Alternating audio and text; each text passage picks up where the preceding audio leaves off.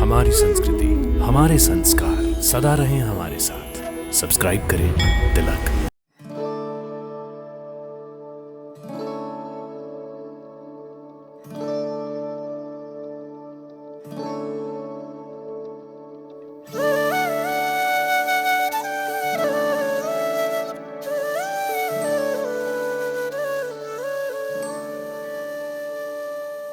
जय माता दी। आप सभी भक्तों का हमारे कार्यक्रम दर्शन में हार्दिक अभिनंदन। जम्मू शहर से करीब 22 किलोमीटर दूर झिड़ी गांव में जित्तो नामक एक किसान रहते थे, जिन्हें अब स्थानीय लोग देवता मानकर बाबा जित्तो के नाम से जानते हैं। झिड़ी दरबार अर्थात जित्तो बाबा का मंदिर कटरा बस स्टैंड से लगभग 5 किलोमीटर की दूरी पर स्थित है। पहाड़ों की सुंदर श्रृंखलाओं एवं प्रकृति की गोद में स्थित जिस स्थान पर यह मंदिर है, वो स्थान बाबा अघार जित्तो नाम से प्रसिद्ध है। जित्तो बाबा केवल एक साधारण किसान थे, फिर उन्हें इतना महत्व क्यों दिया गया कि उनके नाम पर एक भव्य मंदिर का निर्माण हो गया। ये जानने के लिए हम आपको बाबा जित्तो की कथा सुनाते हैं। कई सौ वर्षों पूर्व जाजला और रूपो दंपत्ति के घर एक पुत्र का जन्म हुआ, जिसका नाम जीतमल रखा गया। सभी लोग उसे प्यार से जित्तो कहते थे। माता पिता की मृत्यु के बाद जित्तो को उनकी मौसी ने पाला। जित्तो जिस बिरादरी से संबंध रखते थे, उसमें मौसी को भी चाची कहा जाता था। जित्तो बचपन से ही भक्ति भाव में लीन रहते थे। खेती बाड़ी के साथ साथ वो सुबह शाम माता वैष्णो की पूजा करते थे। बाबा जित्तो 12 वर्षों तक प्रतिदिन 15 किलोमीटर पर्वत चढ़कर माता वैष्णो देवी के दरबार पहुंचकर स्नान करते थे और फिर माता के दर्शन तथा पूजन किया करते थे। माता वैष्णो ने जब उनकी भक्ति की परीक्षा लेनी चाही, तो उसमें भी वो सफल हुए। तब एक दिन माता वैष्णो ने उन्हें दर्शन दिए और जित्तो बाबा को वरदान दिया कि यद्यपि तुम्हारा विवाह नहीं हुआ है, तथापि तुम्हें एक कन्या प्राप्त होगी जो मेरा ही रूप होगी। तुम अपनी बेटी की तरह ही उसका पालन पोषण करना। भक्तों, बाबा जित्तो के गांव में जल नहीं था, इसलिए अगली बार जब फिर बाबा जित्तो वैष्णो माता के दर्शन पूजन को गए, तो माता ने फिर से उनको दर्शन दिए और बोली, जित्तो, अब तुम्हें प्रतिदिन कष्ट उठाते हुए पर्वत चढ़कर मुझ तक आने की आवश्यकता नहीं है। मैं तुम्हारी भक्ति से प्रसन्न हूं, इसलिए मैं तुम्हें आशीर्वाद देती हूं कि अब तुम्हारे गांव में ही तुम जहां चाहोगे वहीं मेरे चरणों का जल बहने लगेगा। तुम वहीं स्नान कर सकोगे तथा उस स्थान पर स्नान करने से और जल पीने से संसार का भी कल्याण होगा। तुम प्रतिदिन मेरे दर्शन भी करना चाहते हो, तो उसके लिए भी मैं तुम्हें आशीर्वाद देती हूँ। अगले ही दिन से बाबा जित्तो जहां भी पर्वत को अपनी लाठी से कुरेदते, वहीं से जल निकलने लगता। अब बाबा जित्तो वहीं स्नान और माता का पूजन करने लगे। एक दिन स्नान करने के पश्चात उन्हें अपनी पगड़ी के बीच में कमल के फूल पर एक नवजात बच्ची दिखाई दी। बाबा जी तो समझ गए कि ये माता रानी का ही अवतार है और वो उस बच्ची को अपने साथ अपने घर ले आए। बड़े ही प्यार से उन्होंने माता वैष्णो के नाम पर अपनी बच्ची का नाम गौरी रखा। प्यार से उसे सभी बुआ कौड़ी कहकर पुकारते थे। बाबा जित्तो की मौसी, जो अब तक बड़ी खुश थी कि जित्तो की सारी संपत्ति उसके पुत्रों को ही प्राप्त हो जाएगी, अब वो कौड़ी के आने से परेशान रहने लगी। बाबा जित्तो की मौसी तंत्र विद्या भी जानती थी और उसने इस विद्या की मदद से घर में कलह पैदा करवा दी। जब बाबा जित्तो मौसी के व्यवहार से बहुत दुखी हो गए, तो उन्होंने अपने मकान को ताला लगा दिया तथा सारी संपत्ति अपनी मौसी और उनके पुत्रों को सौंपकर कौड़ी को लेकर जम्मू की ओर चल दिए। यहाँ उन्होंने झिड़ी नामक स्थान पर एक जमींदार से फसल का तीसरा हिस्सा देने की शर्त पर खेती के लिए जमीन प्राप्त कर ली। लेकिन जब फसल पैदा हुई, तब जमींदार के मन में कपट पैदा हो गया और उसने अपने सेवकों से कहा कि सारा गेहूं उसके घर ले चलें। इस बात पर बाबा जित्तो को बहुत दुख हुआ और क्रोध भी आया। उन्होंने अपनी कटार निकाली और गेहूं के ढेर पर ही खुद को खत्म कर दिया।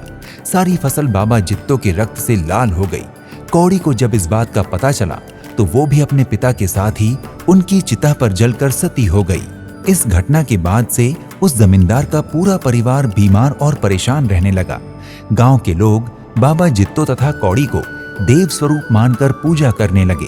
मान्यता है कि बाबा जित्तो तथा कौड़ी के इस पवित्र स्थान पर आकर उनके दर्शन करने से तथा यहाँ के जल का सेवन करने से भक्तों को संतान तथा मनवांछित फलों की प्राप्ति होती है।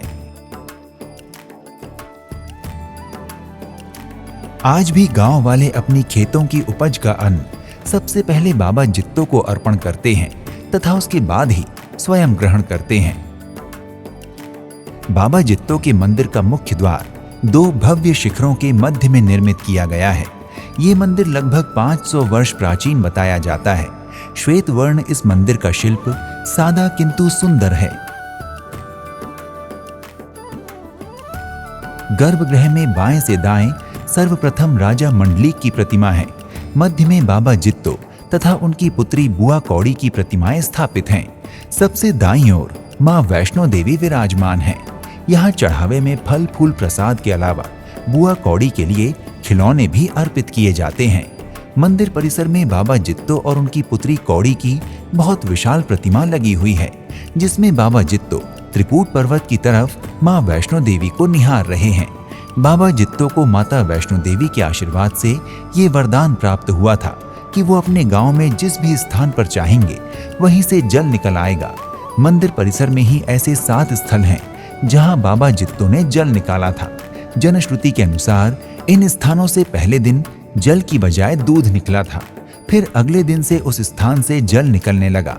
इन्हीं 7 स्थानों में से एक स्थान वो है जहां पर माता वैष्णो देवी ने जित्तो की पुत्री बुआ कौड़ी के रूप में अवतार लिया था। परिसर में ही वो कक्ष भी है जहां बाबा जित्तो मां वैष्णो देवी का ध्यान करते थे। मुख्य मंदिर के पास एक स्थान है जहां पहले बाबा जित्तो का घर था। अब उस स्थान पर भी एक मंदिर निर्मित हो गया है। मंदिर के बाहर छोटा सा बाजार है जिसमें जलपान और भोजन की अनेक दुकानें हैं। झिड़ी गांव में बाबा जित्तो के दरबार में हर वर्ष कार्तिक पूर्णिमा पर 7 दिनों का मेला लगता है। मेले के पहले दिन यहाँ विभिन्न बिरादरियों के मेले लगते हैं, जिनमें लोग सपरिवार अपने अपने कुल देवता का आशीर्वाद लेने पहुँचते हैं। लेकिन इस मेले में सबसे ज्यादा भीड़ बाबा जित्तो के दरबार में ही उमड़ती है। ये मेला पूर्णिमा से 3 दिन पूर्व शुरू हो जाता है तथा पूर्णिमा के 3 दिन बाद तक चलता रहता है। इस दौरान श्रद्धालु बाबा जित्तो के मंदिर में माथा टेक कर एवं बाबा जित्तो के तालाब में डुबकी लगाकर बाबा जित्तो और उनकी पुत्री बुआ कौड़ी का आशीर्वाद प्राप्त करते हैं। बाबा जित्तो और उनकी बेटी बुआ कौड़ी को समर्पित ये वार्षिक मेला उत्तर भारत के सबसे बड़े मेलों में से एक होता है, जिसमें लोगों की भारी भीड़ जुटती है। इस मेले में जिला प्रशासन पुलिस की सहायता से पार्किंग से लेकर श्रद्धालुओं के लिए लंगर, पानी, साफ सफाई, सराय इत्यादि की व्यवस्था करती है। मेले में बच्चों के लिए झूले तथा अन्य मनोरंजन के भरपूर इंतजाम किए जाते हैं। बाबा जित्तो मंदिर के साथ ही कटरा के आसपास आपके लिए अनेक दर्शनीय एवं धार्मिक स्थल हैं, जिनमें से सबसे प्रमुख माता वैष्णो देवी का दरबार है। यदि आप भी अपने परिवार के साथ बाबा जित्तो का आशीर्वाद लेने के इच्छुक हैं, तो यहाँ तक आने के लिए आपके पास अनेक विकल्प हैं। यदि आप हवाई मार्ग से यहाँ आना चाहते हैं, तो जम्मू हवाई अड्डा यहाँ से निकटतम है।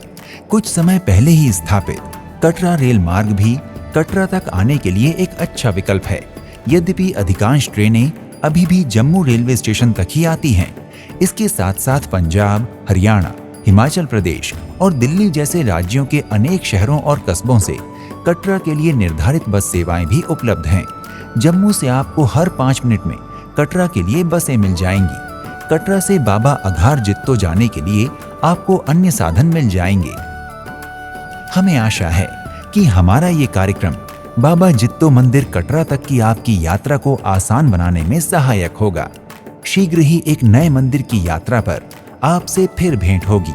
प्रणाम। जय माता दी। इति शुभम।